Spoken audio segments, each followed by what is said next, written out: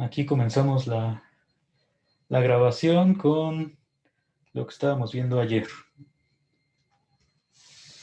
Entonces falta agregar coeficientes para el polinomio de grado 6, bueno, términos. Entonces para eso vamos a pasar aquí. A ver, pues, qué forma tiene la sexta derivada de la función logaritmo, ¿no? De 1 más x cuadrada. Bueno, si pongo la quinta, que sería igual, como tiene un término aquí con x, pues cuando lo evalúo en el origen se va a anular. Entonces nuevamente de grado 5 pues no va a cambiar el polinomio. Y lo que teníamos para la sexta derivada, pues aquí me queda, al evaluar en 0, 0, tengo menos 1 por menos 240, son 240 positivo. Y tendría que dividir entre 6 factorial. 6 factorial es 720. Y entonces 240 entre 720 en realidad se convierte en un tercio. Entonces ahorita lo escribimos. Tendría que poner x sexta sobre 3. Y bueno, lo mismo va a pasar con y.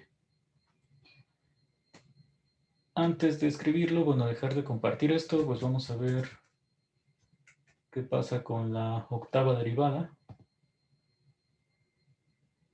La séptima, pues igual te va a aparecer un término con x aquí multiplicando y se va a anular. La octava, pues ahora va a tener signo negativo, es decir, sí se van a ir alternando. Y pues ahora este número lo tendría que dividir entre 8 factorial. 8 factorial es algo así como 40.320. O sea, 5 veces esto. Digo, perdón, 4 veces esto.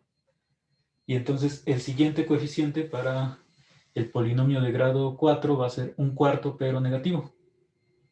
Entonces vamos a dejar de compartir por un momento esto.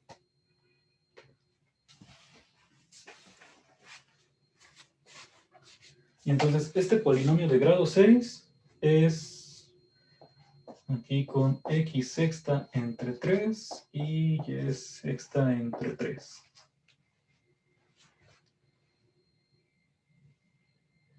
Y si quiero poner el de grado 8, que bueno, ya no lo vamos a escribir aquí, lo que faltaría pues es nada más añadir el menos x 8 sobre 4 y menos y 8 sobre 4. Entonces este comportamiento pues se parece al polinomio de Taylor que conocemos para el logaritmo de 1 más x. Nada más que evaluado en x cuadrado. Que en el de 1 más x igual se van alternando los signos. Empiezas con x menos x cuadrada entre 2 más x cúbica entre 3 y así continúa, ¿no? Entonces vamos a graficar estos polinomios con los coeficientes correctos.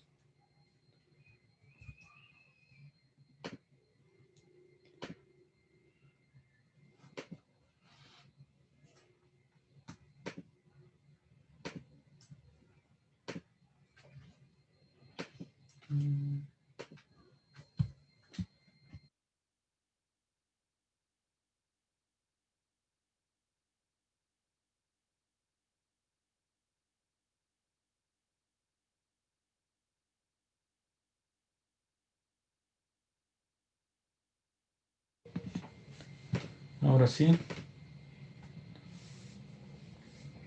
Entonces aquí tenemos la gráfica de la función. Ya lo habíamos visto ayer.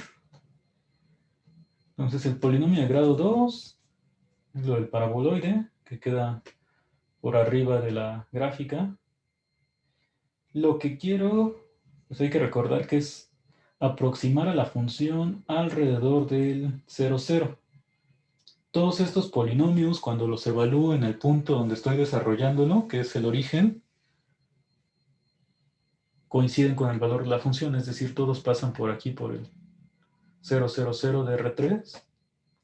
Entonces, este es el otro que ya habíamos visto. Y bueno, por los signos se van a ir alternando porque la potencia más grande pues es la que va cambiando de signo, entonces siempre van a ir uno hacia arriba, otro hacia abajo. Entonces vamos a comparar, por ejemplo, los que tienen coeficiente más grande positivo.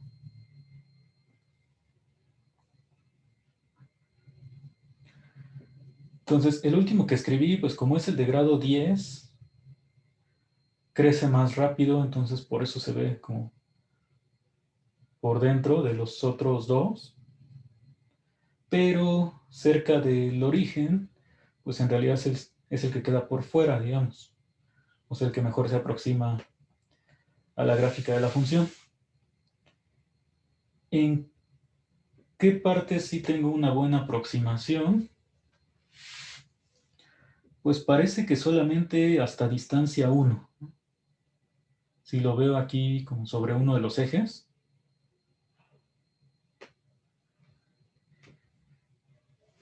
Así como en las funciones de R en R, pues teníamos un intervalo donde la función sí se aproximaba de manera apropiada y que estos polinomios pues los podíamos convertir en series que convergían en cierto intervalo, pues aquí también.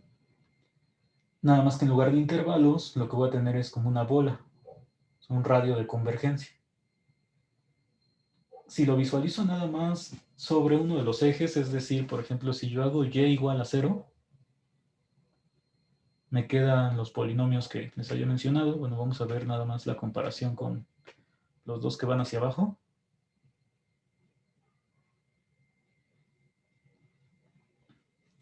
Entonces, eso pues lo podemos visualizar ya en R2. Está por aquí. Entonces, a ver, vamos a... Si hago y igual a 0, pues la función es únicamente este logaritmo natural. Y, por ejemplo, para los términos que van a tener el término de mayor grado positivo, para esos polinomios que son el de grado 2, grado 6, grado 10, pues aquí se puede apreciar que efectivamente solamente es como alrededor del 0, bueno, distancia 1, donde sí hay una buena aproximación. De hecho, aquí abajo tengo un polinomio ya de grado más grande, grado 22, y pues no cambia mucho. O sea, ese debe ser como el que vamos a llamar radio de convergencia, únicamente 1. Y bueno, para los otros, pues igual se puede apreciar que están por debajo y nuevamente se aproximan solamente hasta distancia 1, ¿no? Como donde voy a encontrar la mejor aproximación.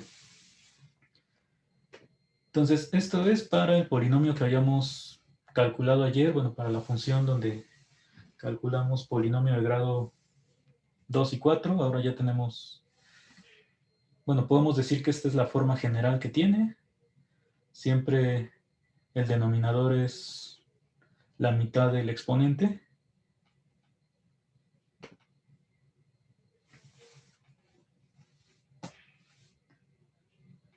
Y pues antes de hacer nuestra demostración ya de las propiedades que tienen estos polinomios de Taylor como generalización de lo que pasa en R,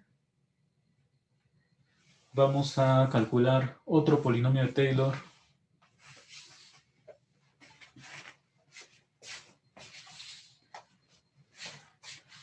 donde ya nos quedan términos mixtos, no solamente x a la n y y a la n por separado. Entonces eso yo creo que lo vamos a poner del lado derecho.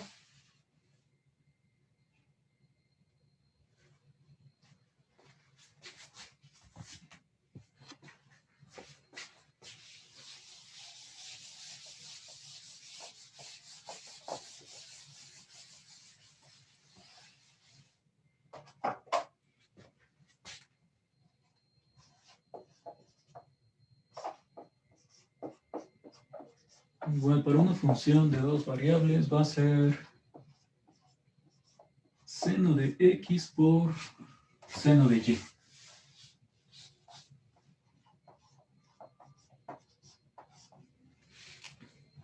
Entonces aquí pues vamos a calcular las derivadas parciales de primer y segundo orden.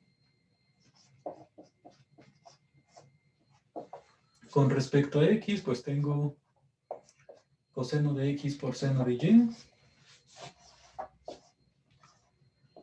Respecto a y, pues es algo simétrico. Seno de x por coseno de y. Y bueno, las de segundo orden. En el caso de x cuadrado, nos queda menos seno por seno. Luego tienes para y.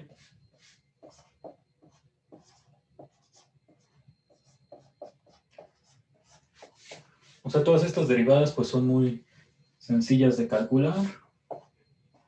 Vamos a ver si podemos encontrar cuál es el comportamiento del polinomio de Taylor para grados más grandes. Y por último, pues tendríamos, ahí todavía no son de 3, las mixtas, ¿no? O cruzadas. Entonces, si pongo aquí x y y, bueno, la derivada de esto con respecto a y, te queda coseno de x, coseno de y, que va a coincidir con la otra. O sea, con la otra mixta que es de x de y. Entonces, si derivo con respecto a x, pues otra vez me queda coseno y coseno. Entonces, ahí están las derivadas de primer y segundo orden. ¿Cómo calculo el polinomio de Taylor de grado 1 y grado 2? Bueno, lo vamos a calcular nuevamente en el origen.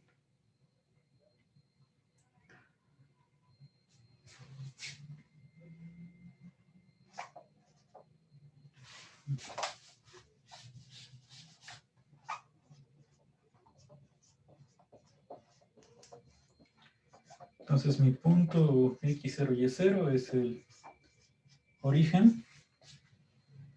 Tengo que estar evaluando pues cada derivada parcial en este punto. Aquí pues podemos observar que como tengo un seno, el seno de 0 es 0, entonces estas se van a volver 0. Estas también van a ser 0 porque tienen senos cuando las evalúe. Las únicas que no me van a quedar 0 son estas dos.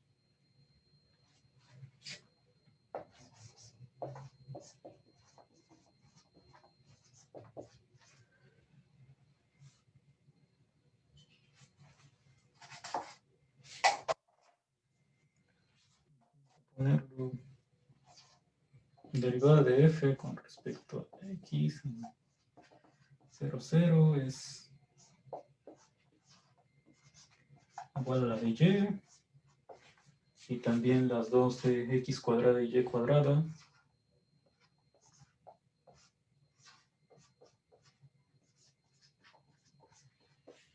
Entonces, estas cuatro derivadas parciales evaluadas en 0, 0 son iguales a 0.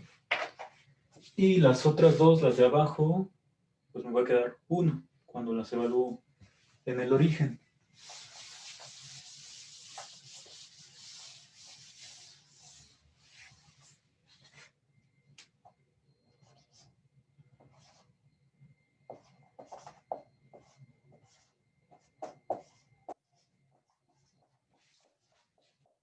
Bueno, que estas pues, son iguales para todo punto.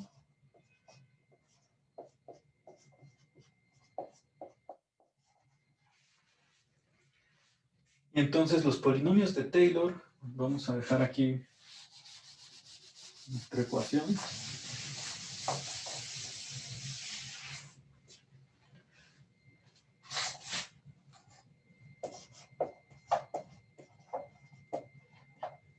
f de 0, 0, pues también es 0.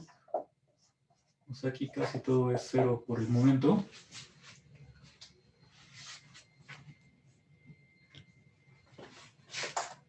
Entonces, ¿qué es lo que tendría? Que el polinomio de grado 1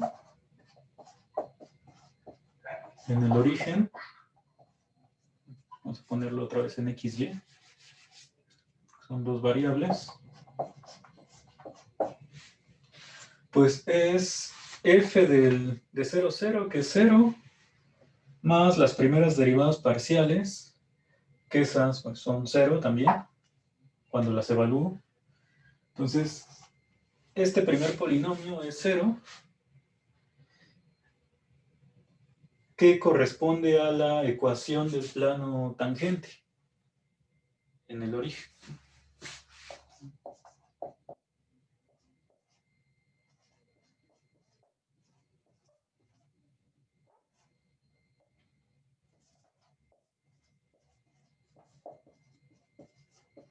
O sea, siempre hay que tener presente que esta parte es la derivada de f en el punto x0 evaluada en x menos x0.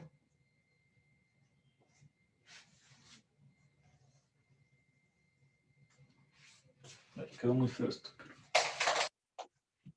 Entonces, ese es el polinomio de grado 1.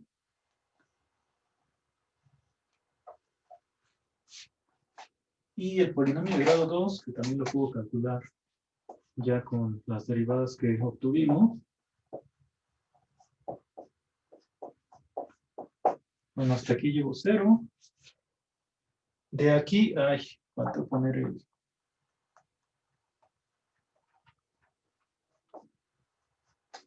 Tenemos espacio. El factorial. 1 entre n factorial por todo esto. Y bueno, en nuestro desarrollo de la otra función y sus polinomios, pues fue lo que estuvimos dividiendo. Los números que nos quedaban entre los factoriales. 6, 8. Entonces, aquí, pues tendría que poner 1 entre 2 factorial.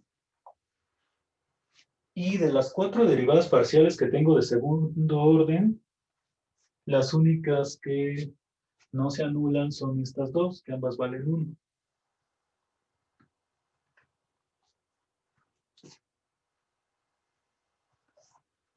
Entonces, ambas valen 1 y tendría que multiplicarlas por y menos 0 y x menos 0. Y esta igual, siguen siendo x y y las dos variables que pusimos. Entonces, si las pongo por separado, pues lo voy a escribir primero así todo el desarrollo. Esto, según la fórmula, es la parcial evaluada en el punto donde estoy calculando el polinomio de Taylor. Y si por cada variable que tú pongas, tienes que restar esta variable menos la coordenada correspondiente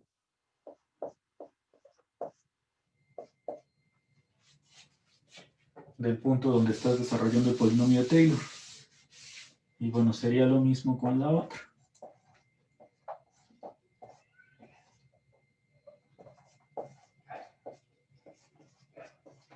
Entonces, aquí como estás haciendo una multiplicación, pues para estas derivadas parciales mixtas que coinciden, pues te va a quedar el mismo valor aquí y acá. O sea, al final, este polinomio de grado 2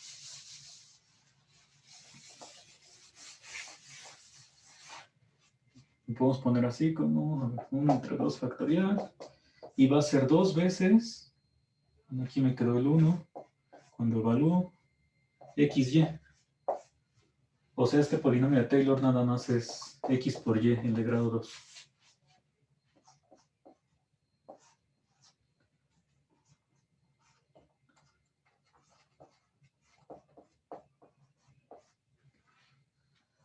Entonces, esta es la mejor aproximación que tengo de la función seno de x por seno de y alrededor del origen como polinomio de grado 2. Bueno, eso es lo que vamos a demostrar formalmente en un rato.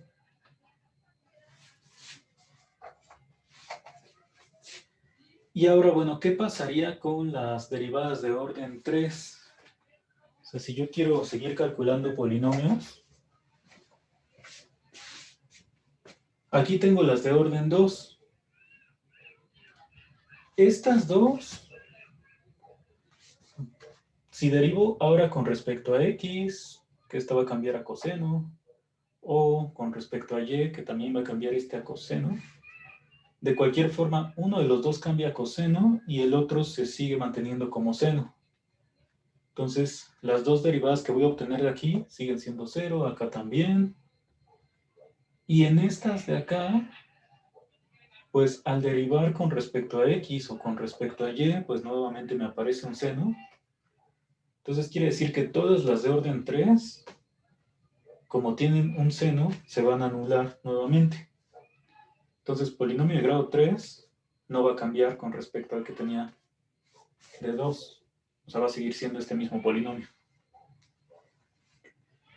Entonces, el siguiente polinomio donde sí voy a obtener coeficientes distintos de 0 es el de grado 4. Para el de grado 4, a ver si alcanzamos a notarlo. Vamos a dejar estas derivadas, las de orden 2.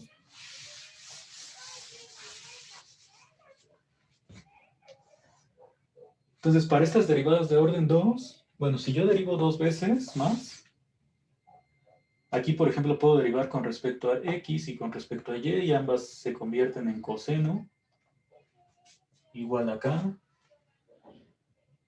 Entonces, para orden 4 sí voy a obtener varias derivadas parciales con solamente cosenos. Aquí abajo, pues para que me queden cosenos, tendría que derivar dos veces más con respecto a la misma variable. Entonces, bueno, no vamos a escribir todas las derivadas de orden 4.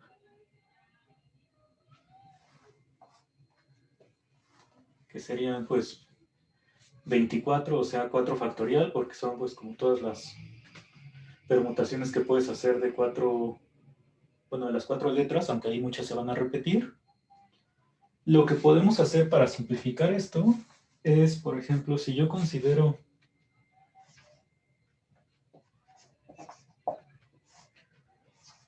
derivar con respecto a x una vez y con respecto a y 3 veces, pues como aquí nada más voy a tener senos y cosenos, van a ser funciones continuas todas estas. Entonces, en realidad aquí, pues esta derivada parcial va a terminar siendo la misma que si tú pones, por ejemplo, la x al principio y luego derivas con respecto a y, o también puedes poner la x ahí intermedia.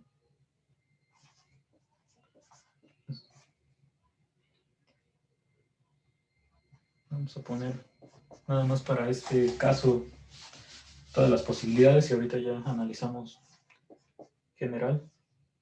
O sea, puedes poner, la x ya la puse al inicio más bien. Sería dy de x y luego de y cuadrada.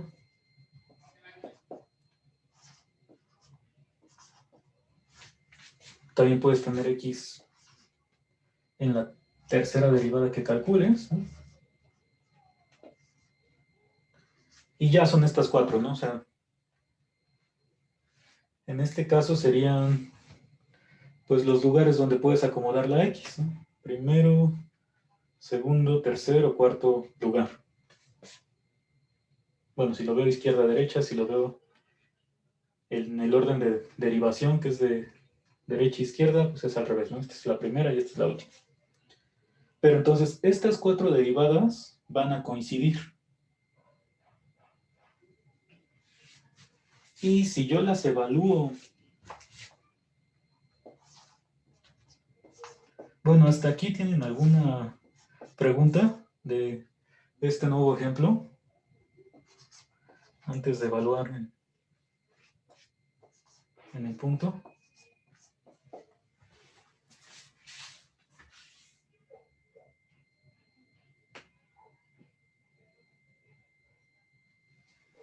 Eso que escribió ahorita es lo que no hemos probado, ¿verdad? Bueno, o sea, no lo probamos, creo, con Daniel, pero como que lo anunciamos, ¿no? Esto de aquí, Ajá, de que si era ¿verdad? de orden mayor, también eran iguales las derivadas, ¿no? Ah, sí. Sí, nosotros probamos el caso para las derivadas de orden 2, que si son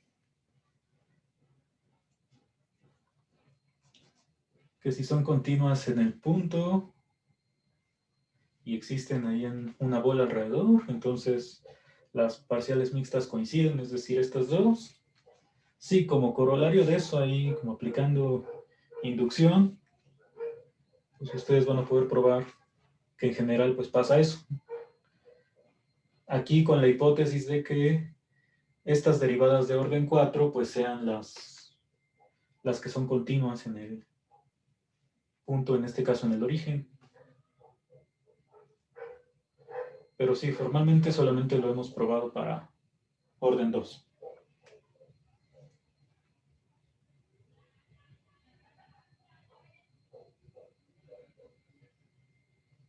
¿Alguna otra pregunta?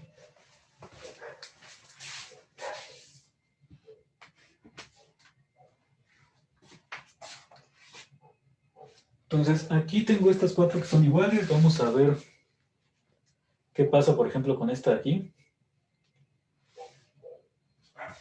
Entonces, si yo derivo 3 veces con respecto a y,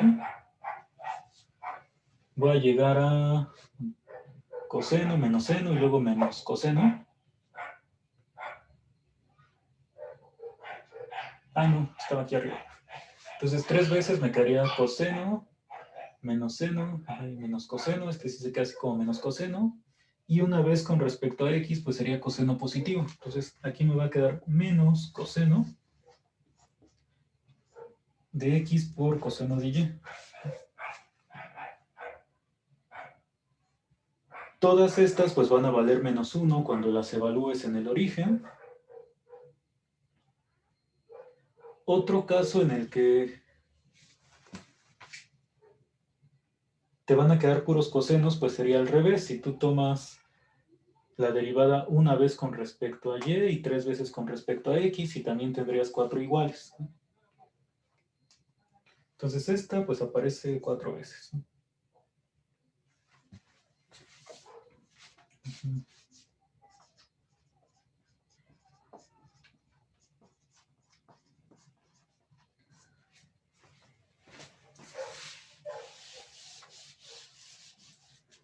Entonces les decía que si yo pongo ahora 3 veces con respecto a x y una vez con respecto a y, pues de hecho me va a quedar la misma derivada. Porque pues las 3 veces de x se va a convertir en menos coseno y la otra va a ser coseno positivo.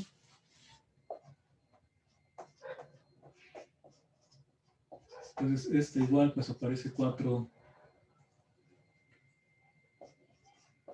veces. ¿Y cuál sería la otra forma? Bueno, ¿qué otra parcial tenemos? De orden 4, donde nos aparezcan solamente cosenos.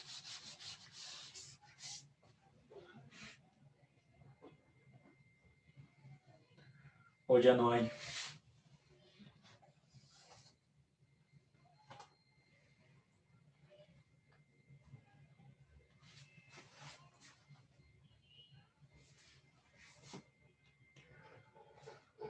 Pues ya no va a haber porque, o sea, si derivo las 4 veces con respecto a la misma variable, voy a regresar al mismo seno positivo.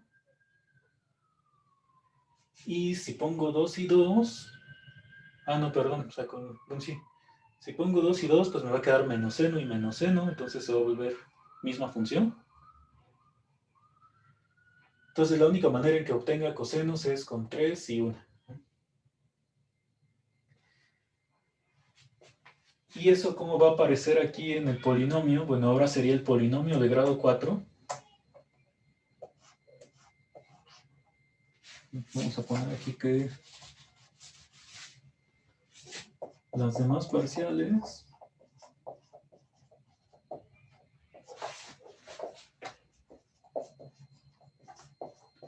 de orden 4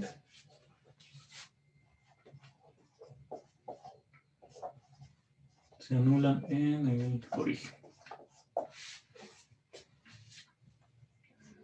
Y entonces el polinomio de grado 4 ahora, bueno, aquí ya tenía el de grado 2, que es únicamente x por y.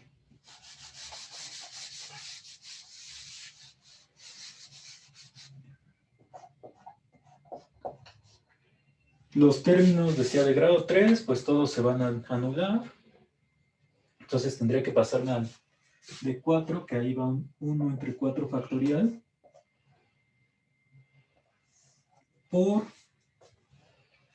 pues 4 veces esta parcial.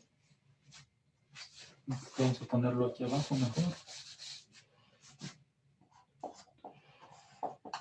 Se repite ahí. 4 veces la parcial de f con respecto a y cúbica y x. Evalúo en el 0, 0, que me va a quedar menos 1. Y en este caso, pues tendría que poner x menos 0 una vez y y menos 0 tres veces, o sea, y cúbica.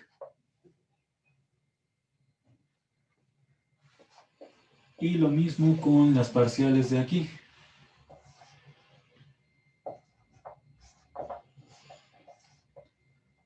Pues ahora es x cúbica y y. Y pues me va a quedar otra vez ahora x al cubo y y.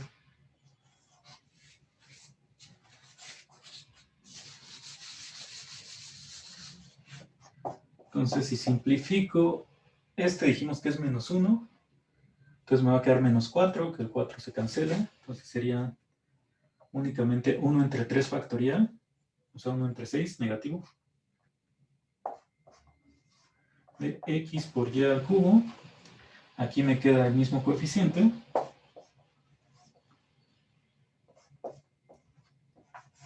Y entonces este sería el polinomio de grado 4.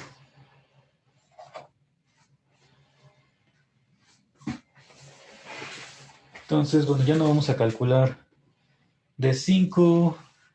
Nuevamente va a coincidir con este porque si tú derivas 5 veces, pues forzosamente te va a quedar, no importa cuántas escojas para x y y, una de las dos como seno. ¿Por qué razón? Pues cuando separas el 5 en dos números, para decir cuántas veces derivas aquí, cuántas acá, pues forzosamente uno de los dos números tiene que ser par. Y si derivas una cantidad par de veces, sigue siendo seno, sea positivo o negativo. Entonces, eso va a pasar pues con todas las parciales de orden impar.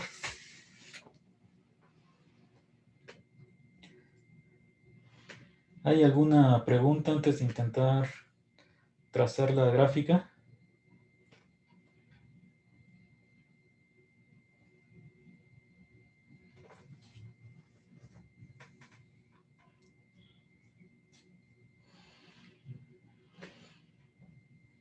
Bueno, vamos a ver cómo queda esto.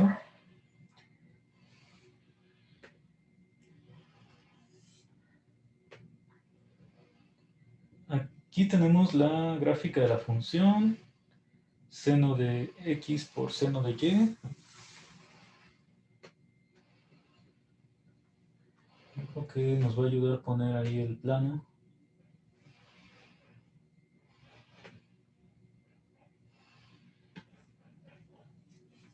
Entonces, esta es la gráfica de la función. Bueno, ahí se pueden apreciar todas las oscilaciones y que sobre los ejes, pues como estás evaluando una de las dos funciones en cero, pues aquí te queda igual como cero. Entonces, polinomio de grado 1, dijimos, es el polinomio cero. El plano tangente es horizontal. Esta es el polinomio de grado 2. Entonces,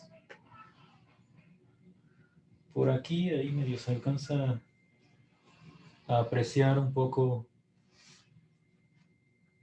Vamos a acercarnos más.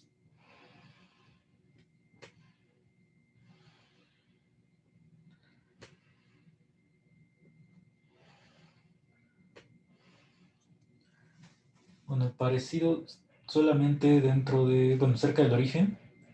Esta parte que se ve solamente como el plano es porque la gráfica está por debajo de plano XY, tanto la de la función como la de este polinomio de grado 2. El polinomio de grado 4 que ya calculamos, vamos a quitar esta. Entonces ahora para visualizarlo hay que darle la vuelta.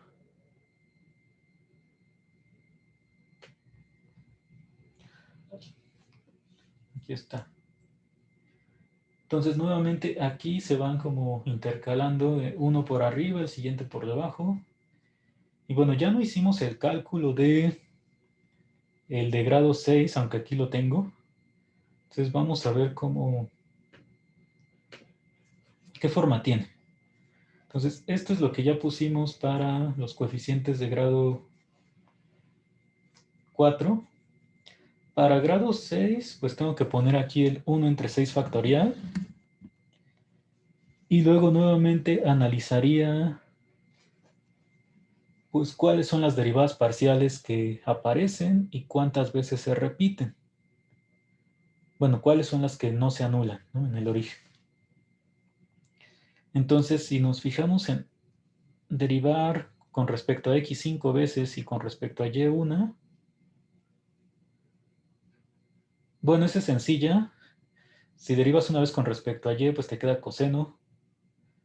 Y 5 veces con respecto a x también te va a quedar coseno positivo, ¿no?, porque cada 4 pues regresas a seno. Entonces, cuando evalúas, como los dos son cosenos, pues te queda 1 positivo. Y bueno, puedes fijarte que en todos los demás también te va a quedar signo positivo ahora. ¿Cuántas veces aparece? Pues para el término de derivar una vez con respecto a x y 5 con respecto a y, pues serían las combinaciones de 6 en 1, o sea, los lugares donde yo puedo poner la x. Entonces ahí va este coeficiente 6, así como aquí pues será 4 por las 4 posibilidades para la x o para la y, ¿no? Después, si yo pongo x cuadrada y y cuarta, pues me van a quedar ambos senos, entonces ese no cuenta.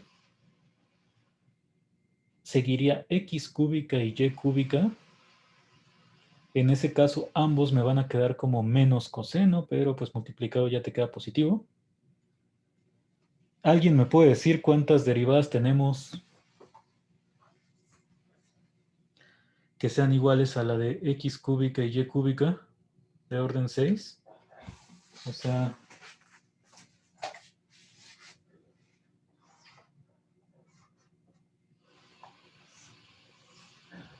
para esta derivada, ¿cuántas son o cómo las calculamos? Las que son iguales, o sea, suponiendo que ya sabemos que siempre que intercambies el orden, mientras sean 3 y 3, sí te queda la misma derivada parcial por ser continuos. Entonces, ¿cuántas iguales serían en este caso?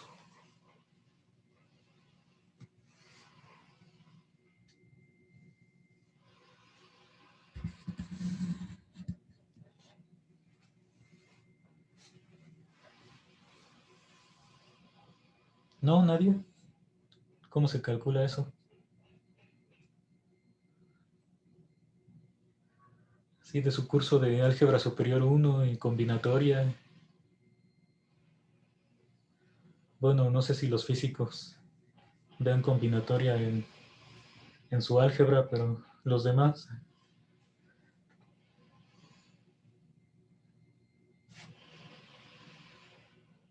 Bueno, de todas maneras, no, ni idea.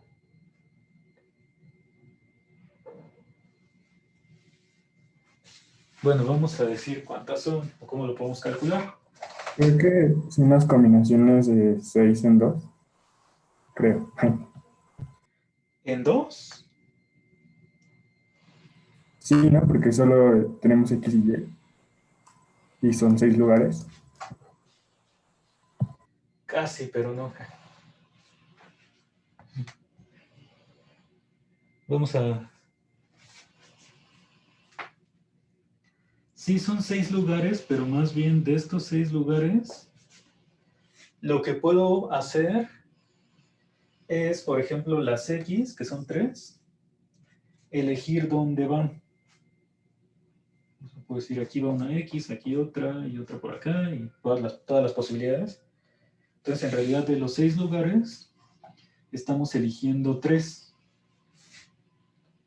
Y ya con que elijas los lugares para la X, pues la Y queda determinada, entonces ahí ya no hay que elegir nada. Entonces serían combinaciones de 6 en 3.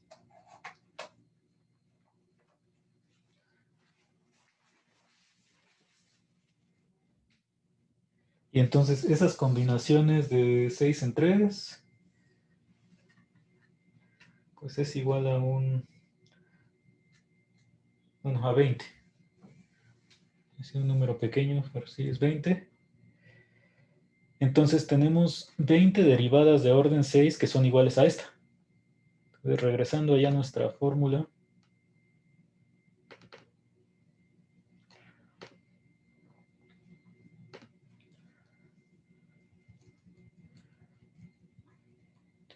aquí ya teníamos el 6, luego seguiría un 20. El x cuarta y cuadrada, pues nuevamente se anula porque te va a quedar seno y menos seno. X y quinta, pues son 6. Entonces así nos quedaría la parte de grado 6. Y ya sería todo. Entonces, esta es la gráfica del polinomio. Que vamos a ponerlo.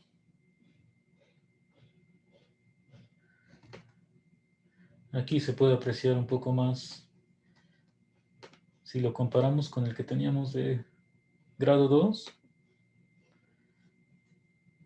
Alrededor del 0 como que esto se va aplastando.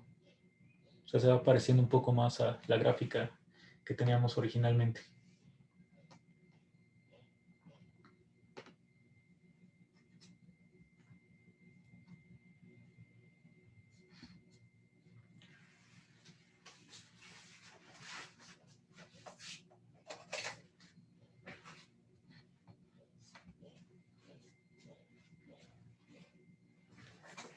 Y bueno, de lo que preguntan de combinatoria, pues en mi experiencia, esa es como la parte que se les llega a complicar muchas veces, tanto en álgebra superior 1 como también en la olimpiada, pues a muchos les cuesta trabajo justo esa parte de la combinatoria, pero pues ahí pueden ver, no sé, el libro de Carmen Gómez Laveaga o el mismo libro de combinatoria de la olimpiada, si es que quieren reforzar esa parte. Entonces, bueno, vamos a demostrar ya nuestros resultados, o intentar hacerlo, a ver si nos da tiempo de terminar. Pero pues esto que acabamos de hacer para el polinomio de grado 4 y luego el de 6, que ese ya no lo escribimos aquí, sino directamente lo analizamos, pues pasaría para cualquier función. ¿En qué sentido? Que si las derivadas de orden n son continuas, que es lo que vamos a estar suponiendo, que de hecho lo supusimos desde nuestra definición, tienes muchas derivadas parciales que son iguales, ¿Cuántas son en cada caso? Pues si solamente tienes dos variables, están dadas por esto. De hecho, lo que te quedaría en la forma general, pues es casi como un desarrollo del binomio de Newton.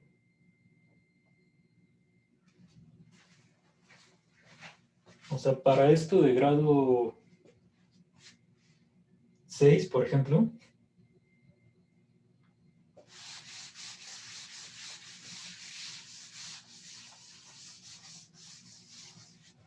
lo que estarías haciendo es poner el 1 entre 6 factorial.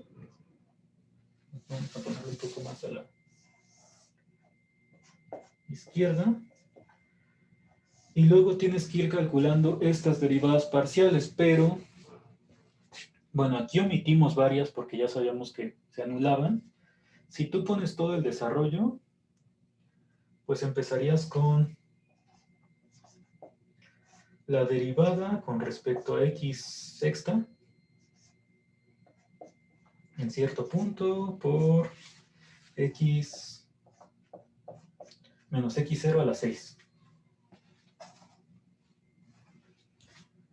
Y luego cuando pones la siguiente derivada, que serían x sexta y, perdón, x quinta y y, pues esta te aparece 6 veces. Vamos a ponerlo como coeficiente binomial por lo mismo. Aquí pues tendrías que poner x menos x0 a la quinta por y menos y0. Vamos a poner un término más y ya. Entonces, igual cuando tú pones el derivada de x cuarta y cuadrada, pues si te fijas en la y, ya cuántas iguales tienes, pues son combinaciones de 6 en 2. También lo podrías poner como de 6 en 4, que finalmente es el mismo resultado. Y ya todo lo demás igual. Entonces, si omites esta parte de la derivada parcial, pues es justo el desarrollo del binomio de Newton. X sexta, combinaciones de 6 en 1, X quinta y así continúas. Entonces, esto es lo que pasaría para dos variables.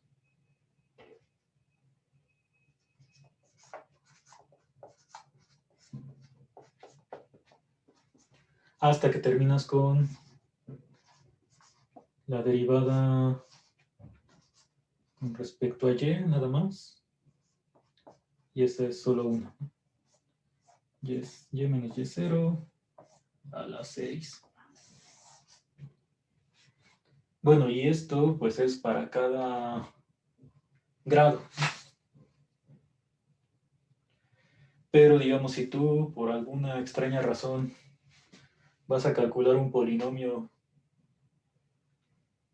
de este tipo, un polinomio de Taylor de un grado un poquito más grande que 2, pues al menos para saber cuántas derivadas parciales son iguales, pues ya sabes que son las combinaciones del orden en cualquiera de los dos exponentes de abajo.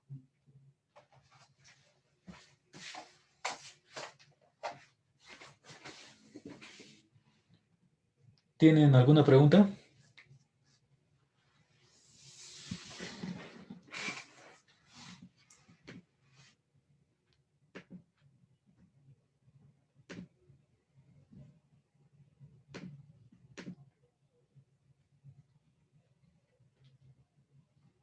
Bueno, entonces vamos a continuar con la parte más teórica.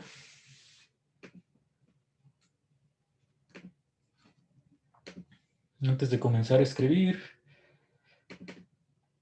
pues vamos a revisar un poco de lo que ayer mencionamos del caso de una variable. Este es el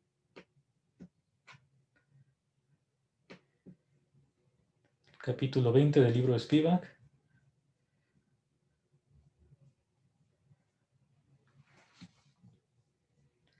Bueno, aquí te platica muchas cosas.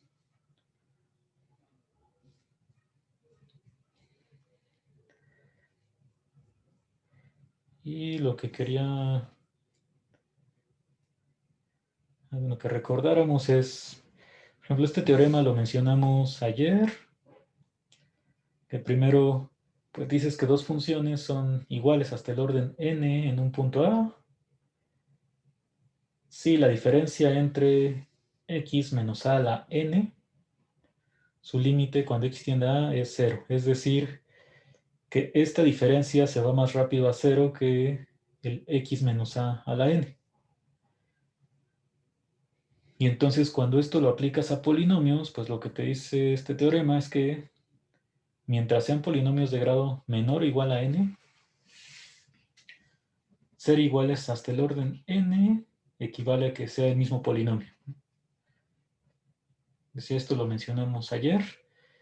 Esto de polinomios en x menos a, pues es porque tu desarrollo lo estás haciendo como potencias de x menos a, pero bueno, se pone así en este teorema nada más porque así es como se van a desarrollar los polinomios, pero estos pueden ser polinomios así con coeficientes nada más para potencias de x. O sea, si todo esto tú lo desarrollas como a es una constante, pues sigue siendo un polinomio cualquiera. Entonces esta parte la puedes omitir ahí de las hipótesis. Nada más poner dos polinomios.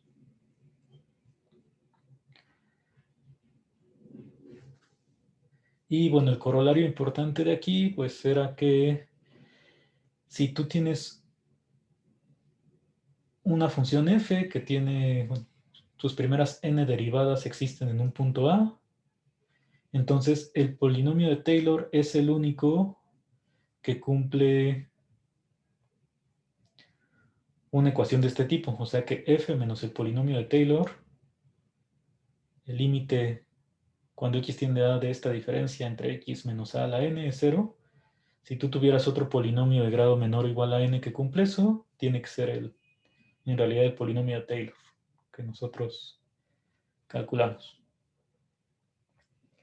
Entonces, todo esto ya lo habíamos mencionado ayer. Y lo que no se había mencionado, pero que vamos a utilizar, eran las formas del residuo.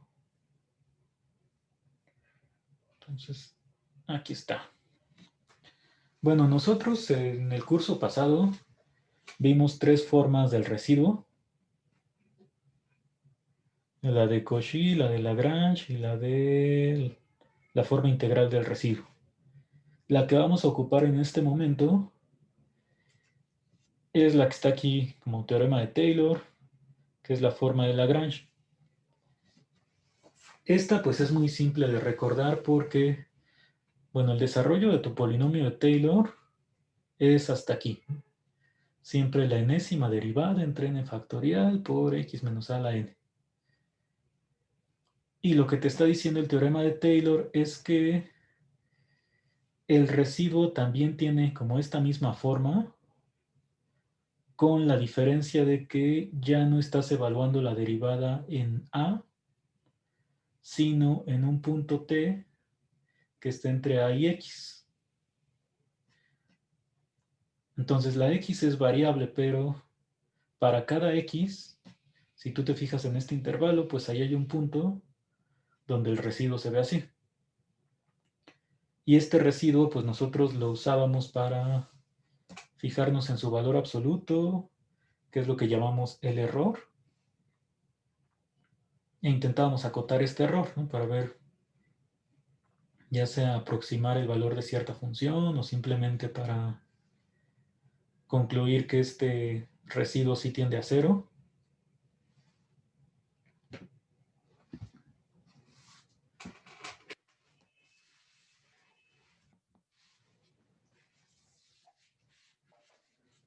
Entonces, esta forma de Lagrange del residuo es la que vamos a usar, que les repito, es simplemente como extender a un término más, pero en lugar de evaluar en el punto A, estás evaluando en un punto entre A y X, ¿no? Que en principio pues no sabes cuál es, que se te lo da un teorema del valor medio cuando haces la demostración.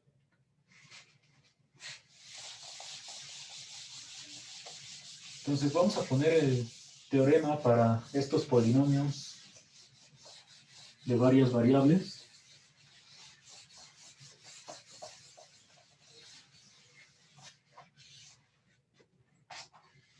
Bueno, y algo importante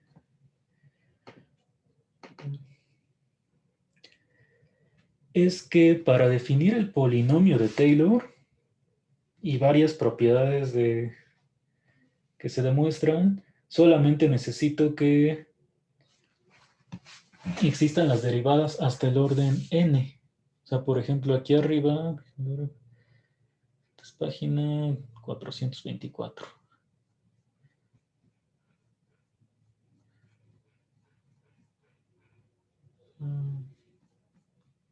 Aquí está. Por ejemplo, para esta igualdad, solamente necesito que la función sea derivable n veces para concluir que el polinomio de Taylor es único con esta propiedad. ¿Con qué propiedad? Pues eso está más atrás.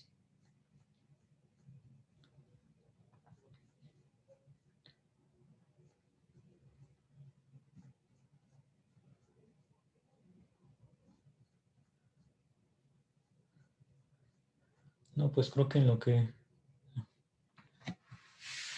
encuentro la propiedad es más rápido que la escriba en el pizarrón.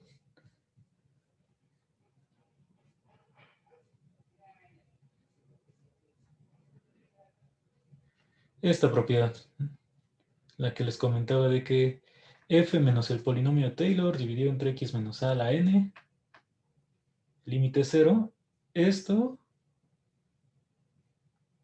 lo puedo demostrar a partir nada más de la existencia de las primeras n derivadas. Para la forma del residuo que tenemos aquí, o sea, para el teorema de Taylor, ahí sí necesito la derivada de orden n más 1. Entonces, igual nosotros, la definición que pusimos es solamente considerando que la función es de clase Cn. Para el teorema, vamos a poner que la función es de clase Cn más 1.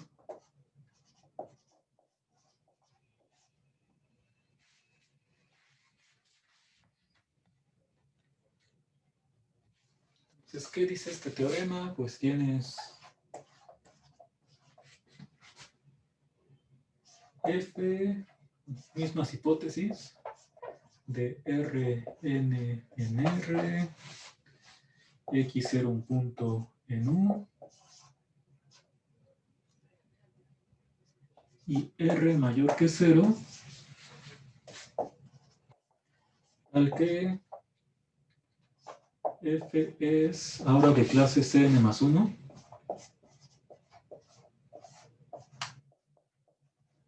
en la bola de radio R con centro en x0, está contenida en U.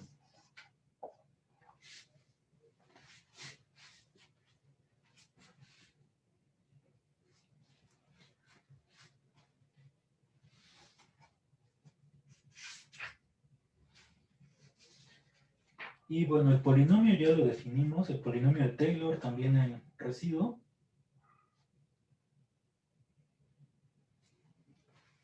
Vamos a poner aquí varios puntos.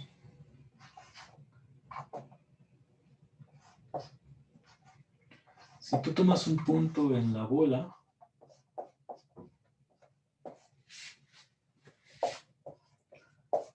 entonces existe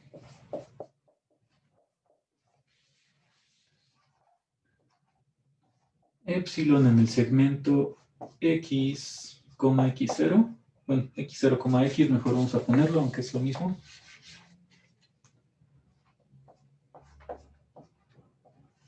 O sea, esto tomaría el papel de t. Tal que el residuo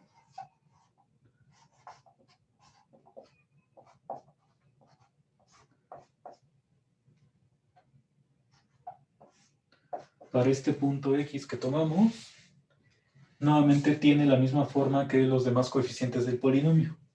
Es decir, va a ser 1 entre n más 1 factorial por la suma de todas las derivadas parciales posibles, que aquí tendremos que poner in 1 hasta, perdón, in más 1 hasta i1, desde 1 hasta n.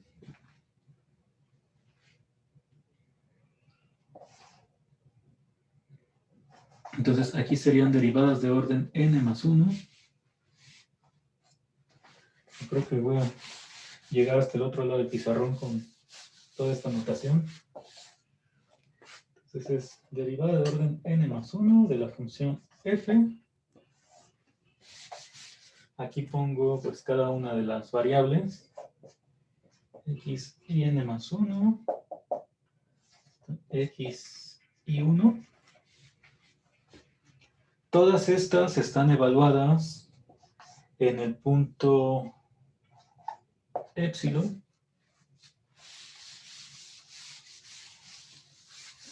que era lo que les decía para el caso de R, que en lugar de evaluar en el punto x0, bueno, ahí era el punto A, ponías este valor, y lo demás pues se conserva. O sea, aquí tendrías el x y 1 menos x y 1, 0. Todas las multiplicaciones hasta x y n más 1. Menos x y n más 1, 0. Y sí, casi llegué hasta el otro extremo. Entonces, eso es lo que me dice el primer punto.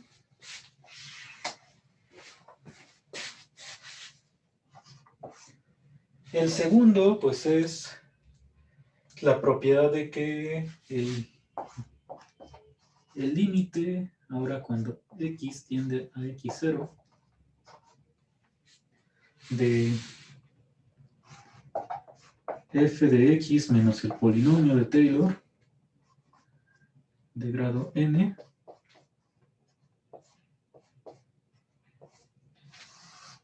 aquí abajo pues pongo x menos x0, pero con norma, también elevado a la n, este límite es 0.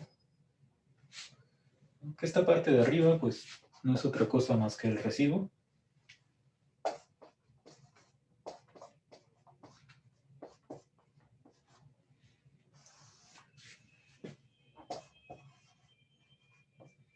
RNF x0 de x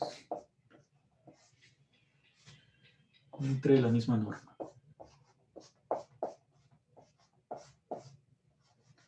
Entonces, este límite es 0 y la tercera propiedad pues es la que me habla de la unicidad.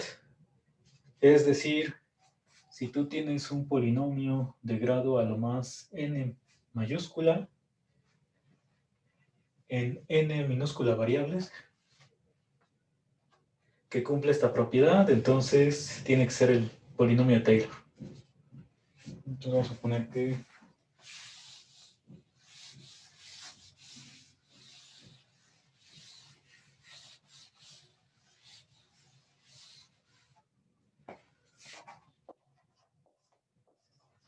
n f x0 de x es el único polinomio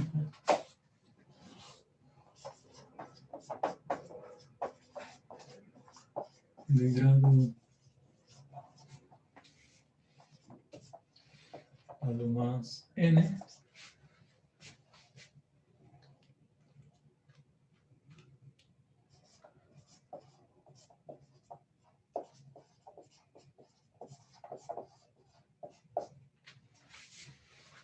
las variables menos x1 hasta xn, que cumple el inciso 2, ¿no?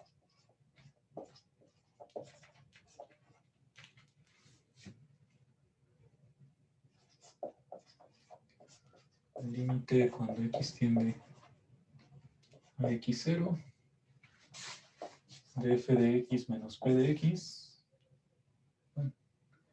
Sí, mejor vamos a poner ya que cumple 2 y se acabó. Que si no tendría que mencionar quién es P. Entonces esto es lo que dice el teorema. Aunque ocupa mucho espacio el enunciado, pues en realidad la demostración no debería ser tan extensa con lo que ya hicimos ayer. Entonces, pues en un momento vamos a tener que borrar el enunciado, pero creo que sí es sencillo de recordar. O sea, el residuo tiene la misma forma, lo único que de los demás términos, solamente cambia que aquí las parciales las evalúas en la épsilon que encontraste. La 2, pues es lo del límite, que tiene que ser 0. Y 3, la unicidad del polinomio de Taylor. Entonces vamos a intentar hacer la demostración.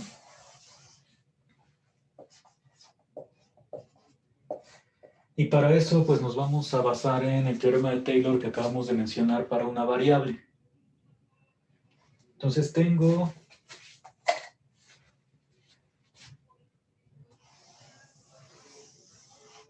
el punto x0.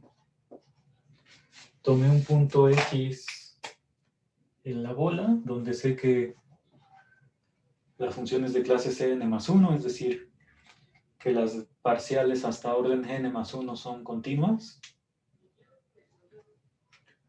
Y entonces aquí me puedo fijar en x menos x0.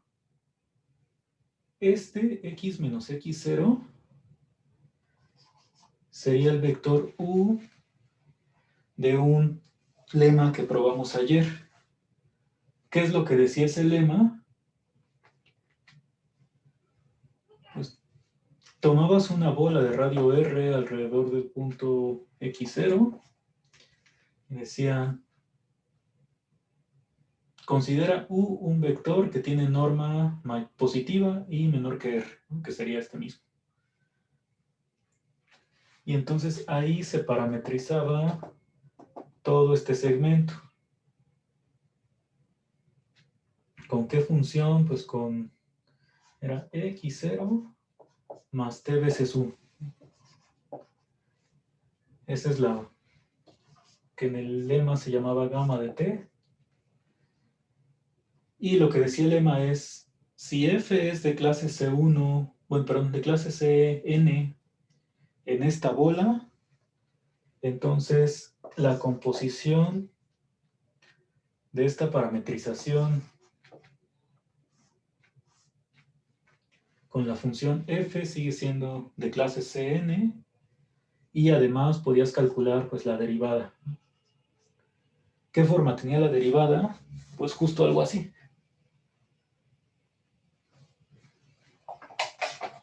Entonces vamos a escribir para ir ya poniendo esto. Bueno, esta f, gamma compuesta con f, si ya ignoro gamma, lo podríamos poner simplemente como f de x0 más t veces u.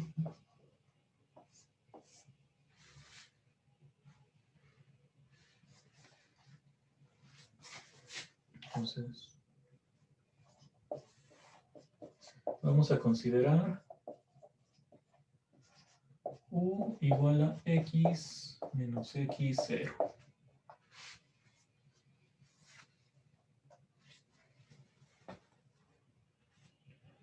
Y pues a esta composición le vamos a llamar G.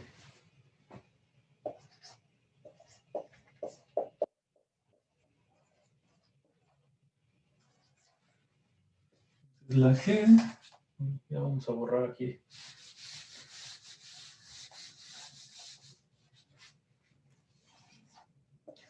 La parametrización, el dominio que le habíamos puesto es menos R sobre la norma de U,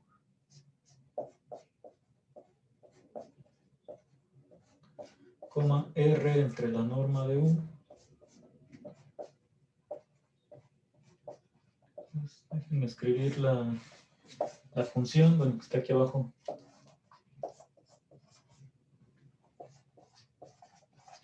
Para recordar por qué era este dominio. Entonces, g de t va a ser f de x0 más t veces u, es decir, t veces x menos x0.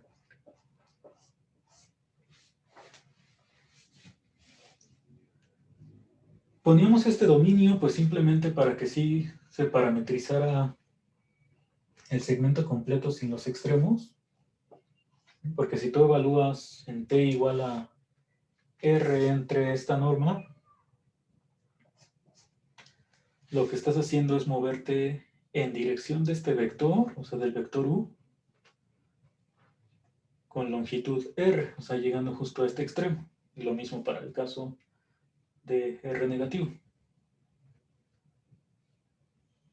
Entonces, esto es como las hipótesis del lema que pusimos ayer.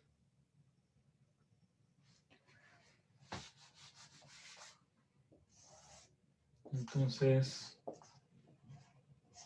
nos vamos a poner así por el lema de ayer.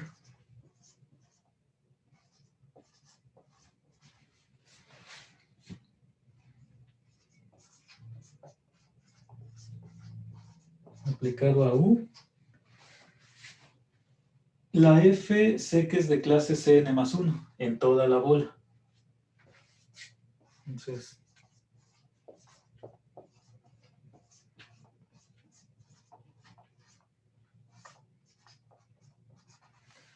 la conclusión era que esta composición también es de clase C1, es decir, la función G.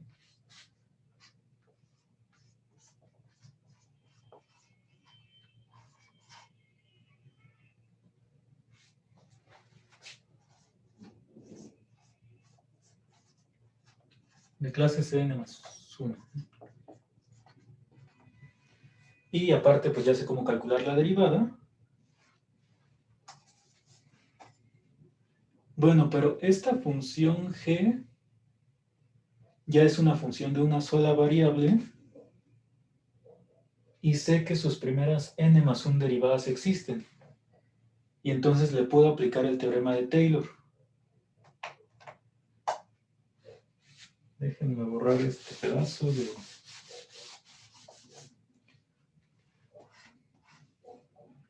Bueno, para t igual a 0, te queda el punto x0, o sea,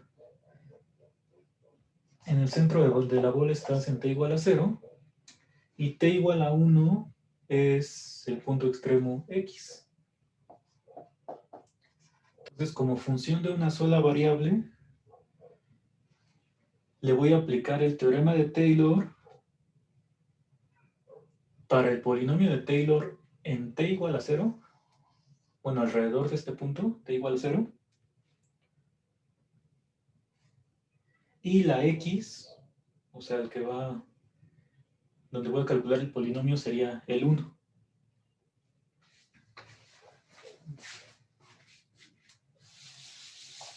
Vamos a escribir esa parte.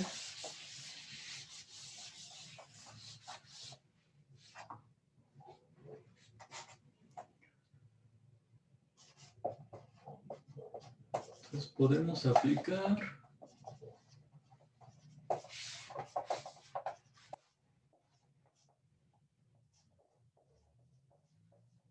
teorema de Taylor para una variable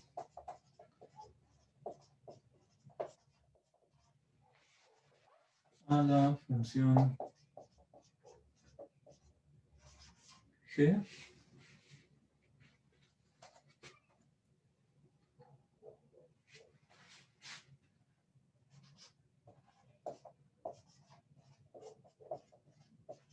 Entonces, fijándome en el polinomio de grado n para la función g, y decía, este polinomio, pues yo lo quiero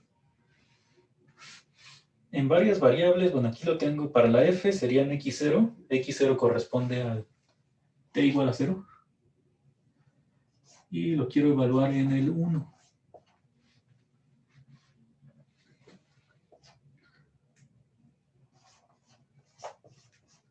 Bueno, ¿qué es lo que me dice el polinomio de Taylor? Pues cuando vas a evaluar el polinomio ya en un X fijo,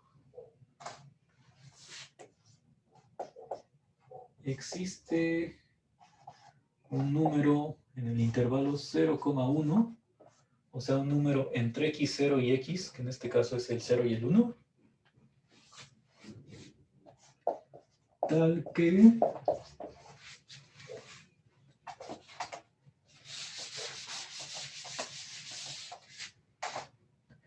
el residuo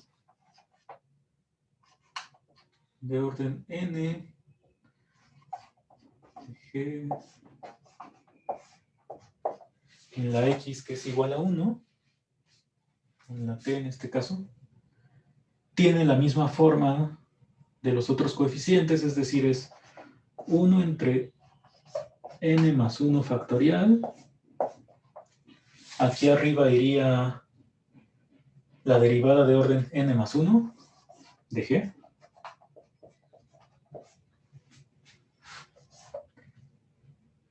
Evaluada en épsilon.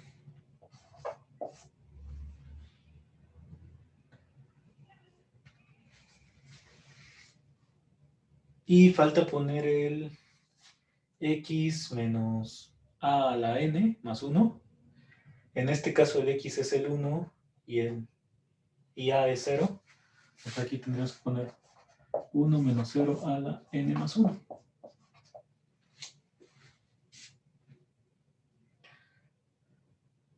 Entonces hasta aquí, ¿hay alguna pregunta o si se ve cómo estoy aplicando el teorema de Taylor, o sea, la forma de Lagrange del residuo para esta función g, que es de una sola variable?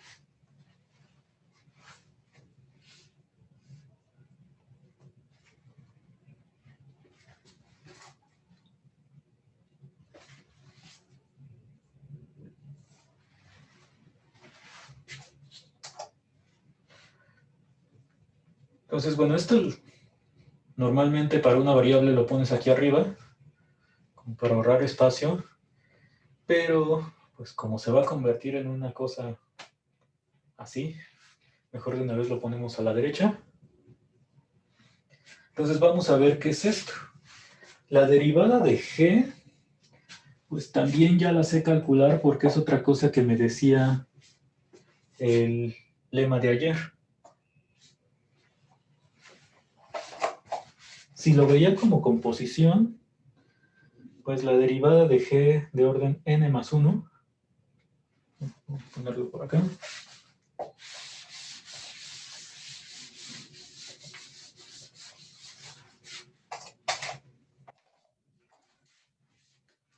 sería evaluada en un punto. Aparecía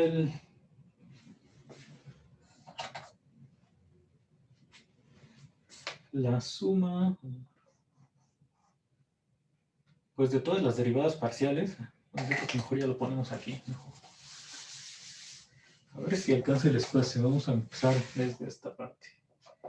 Es 1 entre n más 1 factorial. Y esta derivada es la que se convertía en suma de todas las derivadas parciales de orden n más 1. Pues aquí va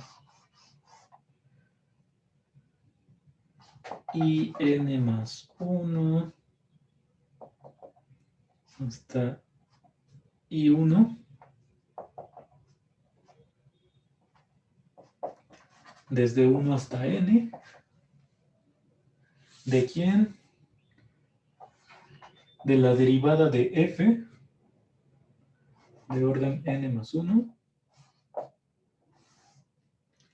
Las parciales x y n más 1 hasta x y 1.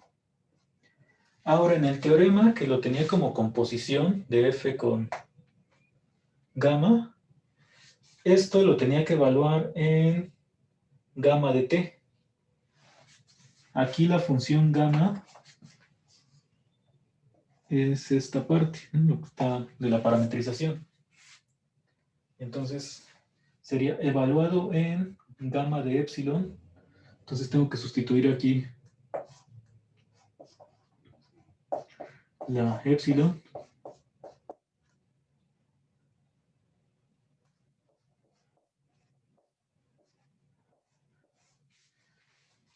por, que ese yo creo que mejor lo dejamos aquí abajo, todas las multiplicaciones que eran empezando con x y 1, x y 1, 0, hasta la última variable que pusimos, y el valor de la entrada correspondiente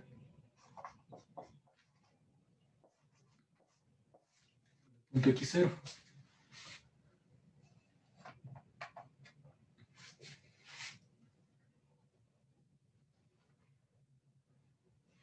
Esta parte de aquí en el lema eran, pues no recuerdo si lo escribí así o como, según yo sí lo puse directamente así. En términos de la U, pues esto sería U y 1 hasta U y n más 1. Pero según yo sí lo pusimos así desde el principio en el lema. Entonces, este residuo, ya cuando calculo la derivada, tiene la forma que queríamos. Nada más hay que notar que la epsilon que obtuvimos es un número entre 0 y 1, que cuando yo la sustituyo aquí en la parametrización, este es el gamma de epsilon, sería el gamma de t. Como epsilon está entre 0 y 1, pues este valor que tengo es un punto en el segmento. Que de hecho pues no puede ser ninguno de los extremos, ¿no? Porque es intervalo abierto. Entonces, vamos a anotar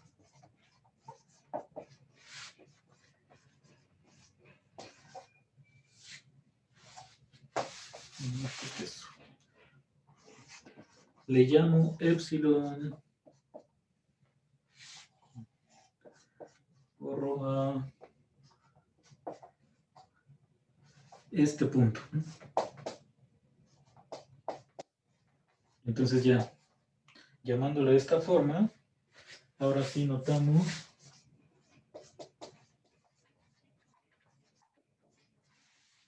que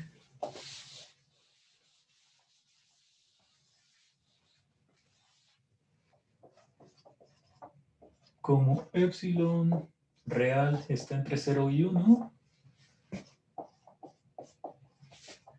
entonces la epsilon de Rn, ese vector, sí queda entre x0 y x. Es un elemento del segmento.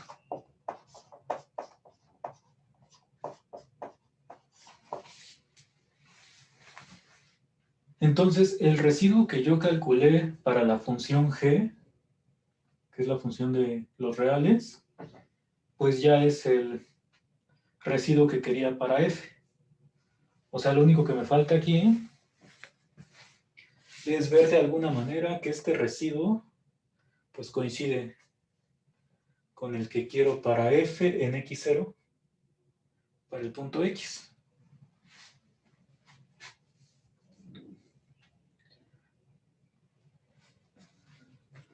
¿Tienen alguna pregunta antes de intentar revisar esa parte?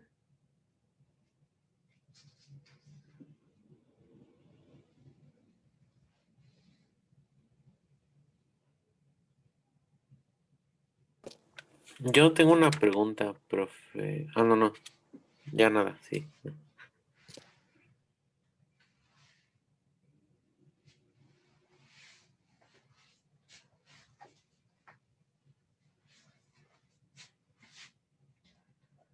Bueno, entonces, pues de hecho, así como se desarrolló esta derivada, la de orden n más 1, porque teníamos que la función original es de clases cn más 1, pues ahora podemos notar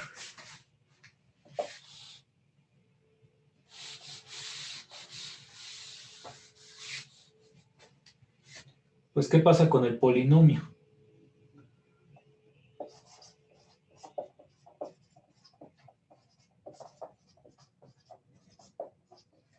El polinomio de Taylor para G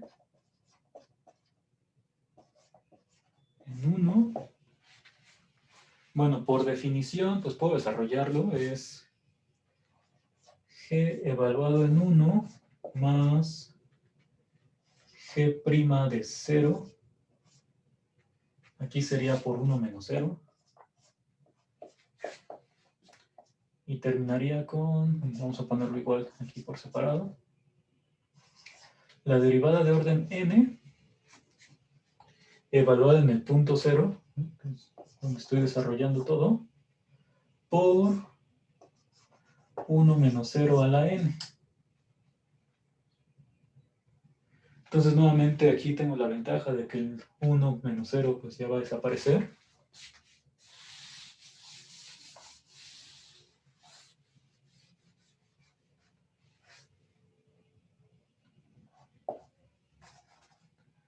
Bueno, ¿y quién es g de 1?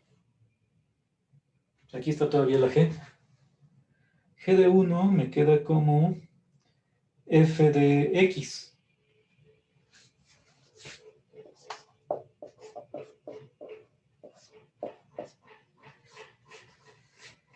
G',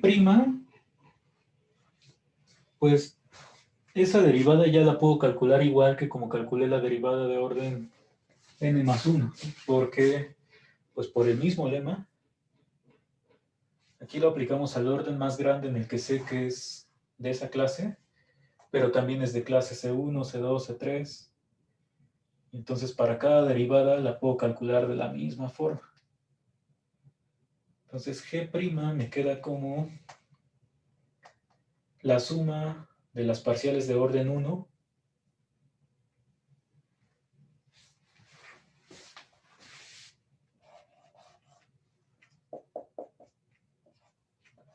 de la función f, evaluadas donde, pues siempre es en gamma de, en este caso gamma de 0. Gamma de 0, pues es x0.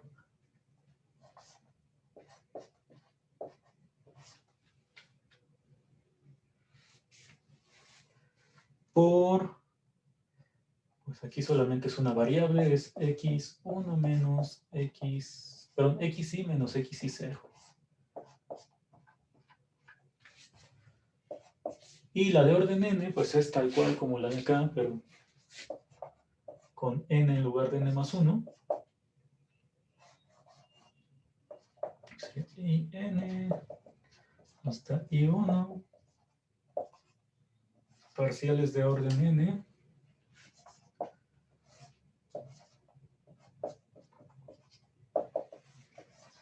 Entonces aquí, pues lo pesado es estar escribiendo tantos índices. Aquí seguiría lo mismo porque todas las parciales las tengo que volver en gamma del mismo 0, que es x0. Entonces, xy1 menos xy10 hasta xin menos xin0. Eso es lo que tal vez ni se alcanza a leer, pero está in. Y entonces, pues, cuando desarrollo aplicando el lema, lo que estoy obteniendo es justo el polinomio de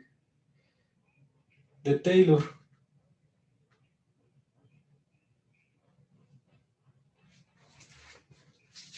Bueno, aunque aquí este más bien era g de 0 en lugar de g de 1, perdón.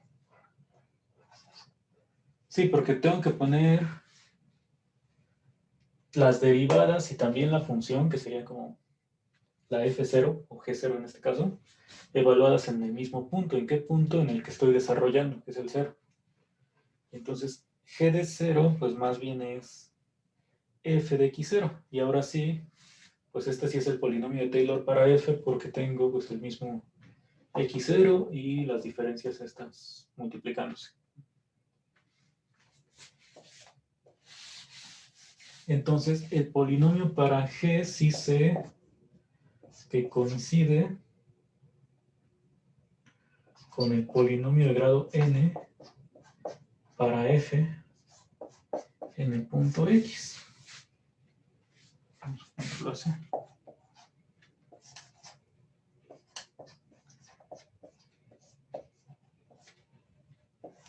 Entonces, los polinomios sí son iguales.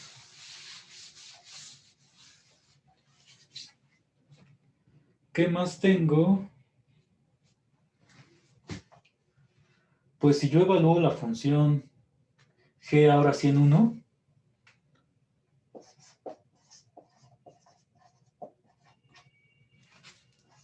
g de 1 pues es el que dijimos que es f de x, ahora sí.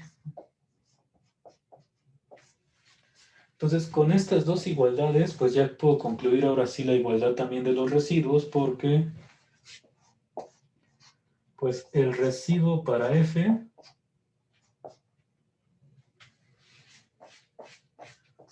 nf de x0,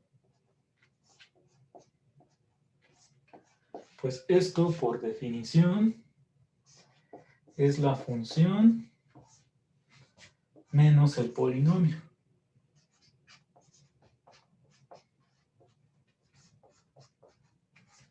Pero pues ya sé que f de x es g de 1, polinomio de Taylor también coincide.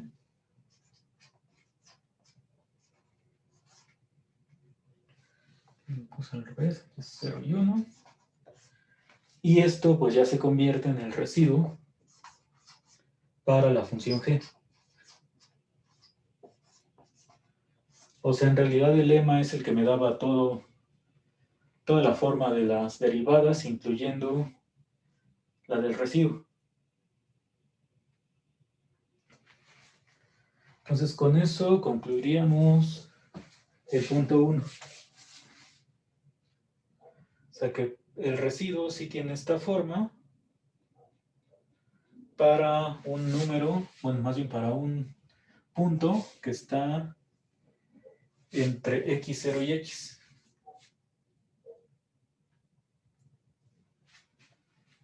Entonces se sigue cumpliendo lo mismo que para el teorema de Taylor de una sola variable.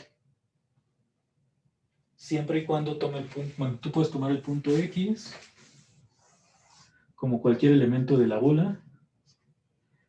Y bueno, para la x que tú tomes, pues epsilon depende de x, ¿no? Un punto que está aquí.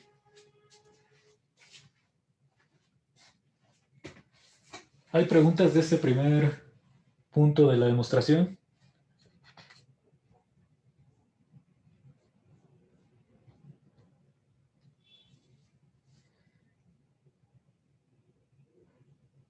Bueno, ya los otros dos son bastante rápidos.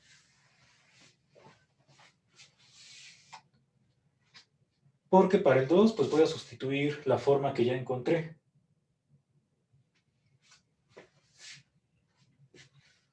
Vamos a poner aquí.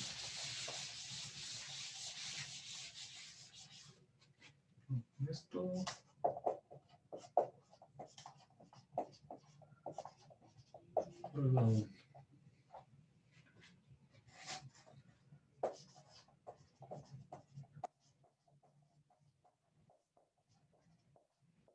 Para demostrar todos.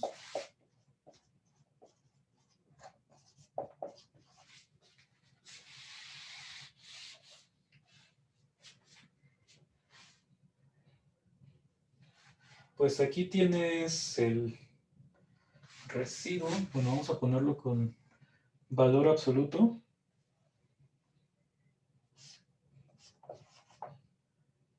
RNFX0 de X. Pues es toda esta suma.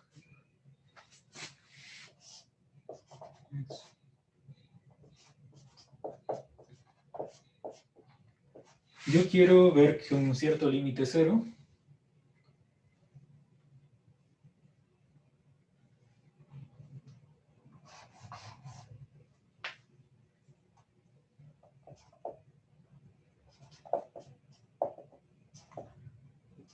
Entonces tengo la suma de toda esta parcial, bueno, parcial de orden n más 1 de f,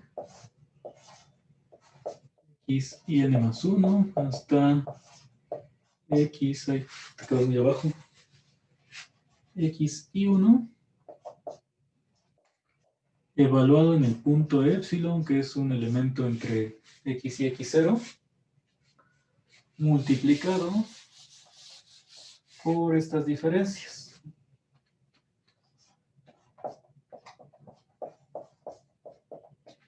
Entonces, esta es la forma que ya encontramos del residuo. Nuevamente la forma de Lagrange.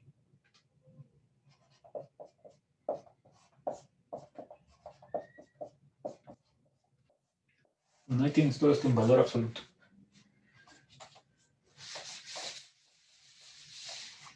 Esta parte es positiva. 1 entre n más 1 factorial. Aquí puedes, bueno, primero ponerle valor absoluto a cada uno de estos. De hecho, bueno, podríamos ponerlo así primero.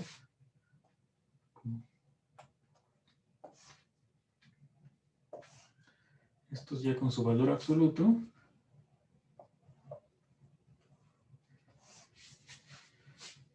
Aquí adentro, pues como tienes una suma, puedes aplicar desigualdad del triángulo. Vamos a poner suma de los mismos índices.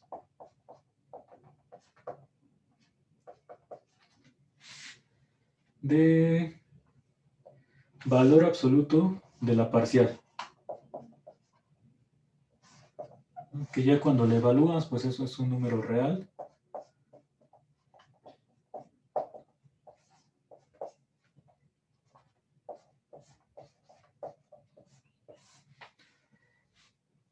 Y los valores absolutos, pues como estás restando una sola coordenada, cada uno va a ser menor o igual que la norma del punto completo, o sea, de x menos x0. Entonces, cada uno de estos es menor o igual que esta norma, y como tienes n más 1,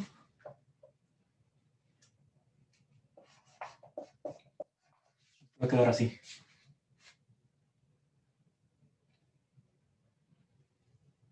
Y entonces, si divides entre x menos x0 a la n, que es el límite que querías calcular,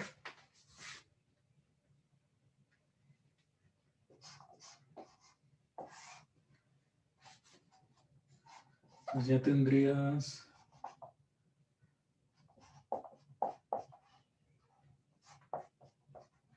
que este entre x menos x0 todo elevado a la n.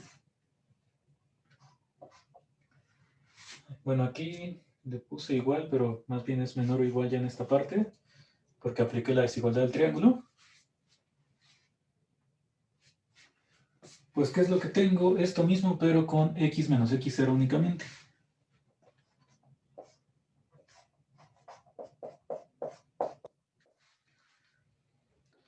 Por la suma de estas parciales.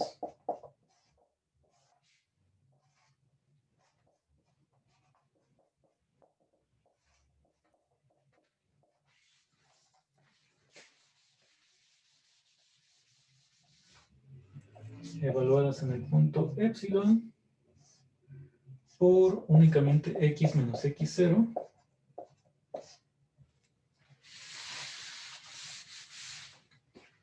Y entonces, si yo calculo el límite cuando x tiende a x0, aquí ya me va a quedar 0. Esto es una constante. Y esta parte que tengo aquí, bueno, son muchas parciales que estoy sumando.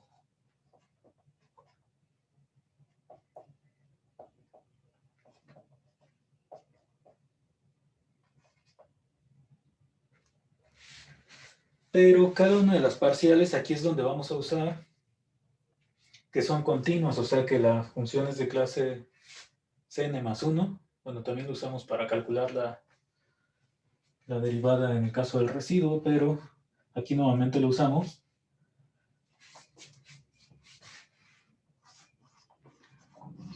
Entonces tienes que esta epsilon, como es un punto en el intervalo x, bueno, en el segmento x, x0, va a tender a x0 cuando x tiende a x0. O sea, si el segmento lo comprimes a un punto, pues este epsilon, no importa dónde esté, también tiende a x0. Y f es de clase Cn+1. Entonces, ya para terminar, al menos este punto 2.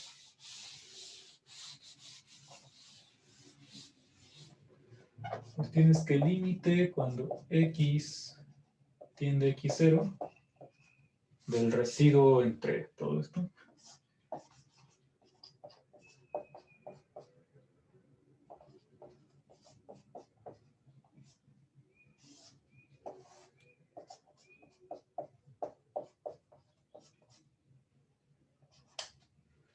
Es igual a, bueno, 1 entre n+1 factorial, se queda ahí.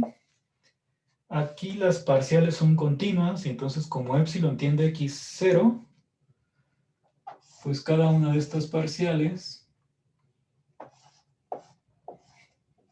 va a tender a la parcial evaluada en x0.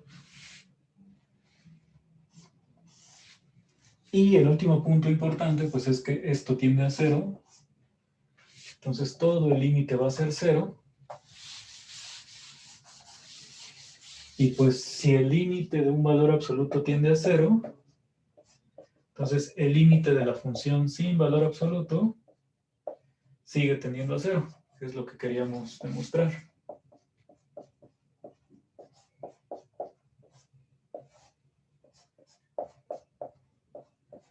Entonces, bueno, la próxima semana ya escribimos lo del punto 3, que ese, pues es el más rápido de todos.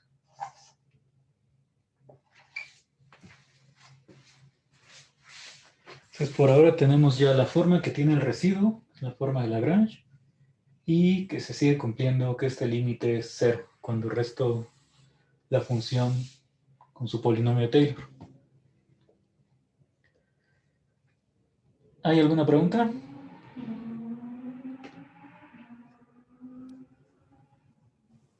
Aquí también debería de ser menor o igual, ¿no? En las últimas igualdades que puso. ¿Las del lado derecho? ¿Aquí?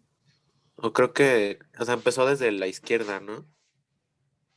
Que ahí puso norma del lado derecho. Ah, así, aquí.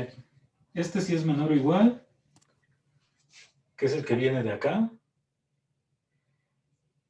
Y cuando yo tomo el límite, pues ahora sí le puedo poner igualdad. O sea, bueno, aquí sí.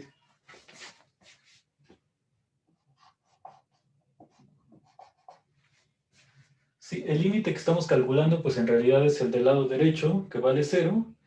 Y entonces, pues esta función, como es mayor o igual a 0, pues por el teorema de compresión o como le llamen, ya le estás acotando entre dos funciones que tienden a 0, que sería la constante 0 y esta. Entonces, por eso este valor absoluto tiende a 0 y de ahí ya concluyes. Pero sí, en esta parte, primero sería menor o igual.